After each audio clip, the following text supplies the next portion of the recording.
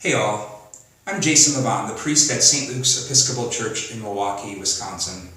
And I have to confess to all of you that as I've been spending several days now being conscious of social distancing and isolation out of an abundance of caution in response to the COVID-19 pandemic, I came to learn a real deep and profound truth about my life. And that is that I don't do well with pauses. And this pandemic has brought a profound pause to my life and many others. Maybe it's because I don't know if I'm going to like what's going to surface in those pauses, but I'm much more comfortable being a doer and just going on to the next thing, finishing one thing, moving on, and repeating it over and over again.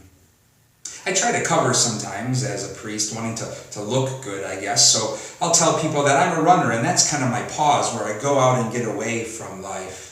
But truth be told, even on my runs, I almost always put my earbuds in to fill my head with noise, or I'm mulling over whatever it is I need to get back to when I'm done with my run.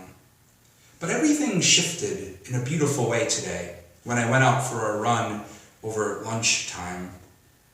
Maybe it was a God moment, but when I went to go for my run, I couldn't wear my earbuds because they weren't charged. So I had to go out into this deep and quiet pause.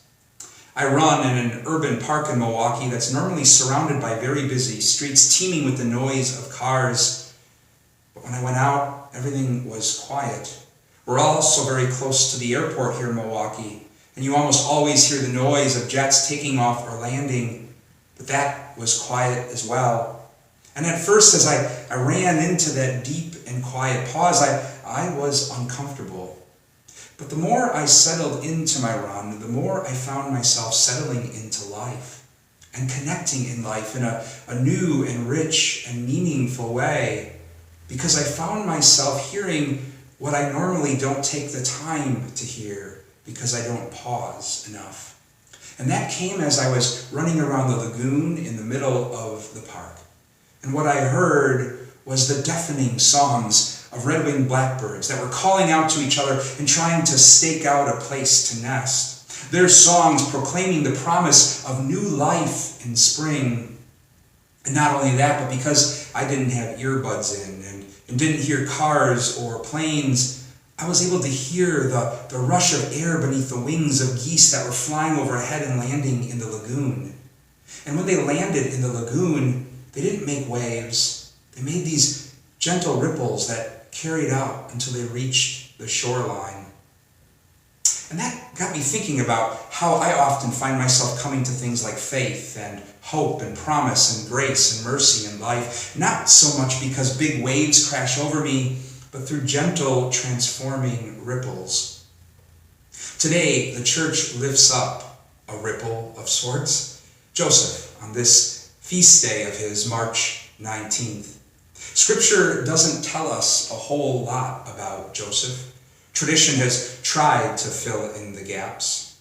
In some areas of the church, they call Joseph the forgotten saint because Mary gets so much attention.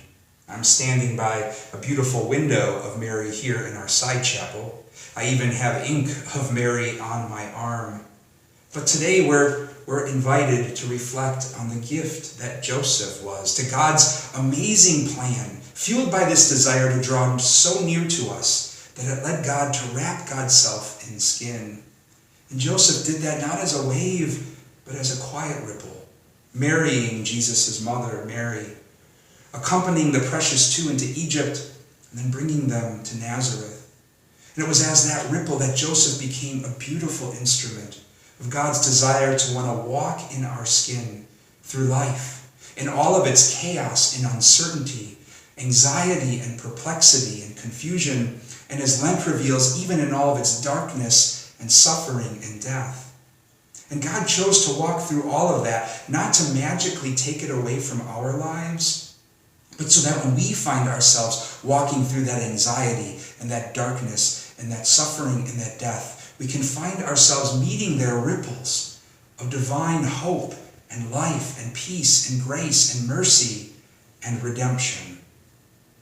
In all of that, today I found myself invited to pause and pray on those experiences and people who have been Josephs for me, who have been ripples that brought me closer to God's love and light and peace.